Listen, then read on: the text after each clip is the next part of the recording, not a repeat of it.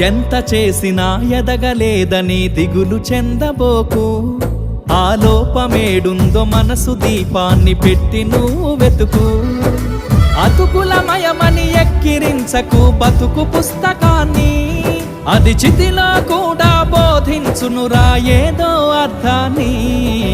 రాదురా ఏ విజయం నీ కోసం నా కోసం, ఎటుపోదురా నువ్వు చేసిన కష్టం ఎప్పటికైనా సొంతం.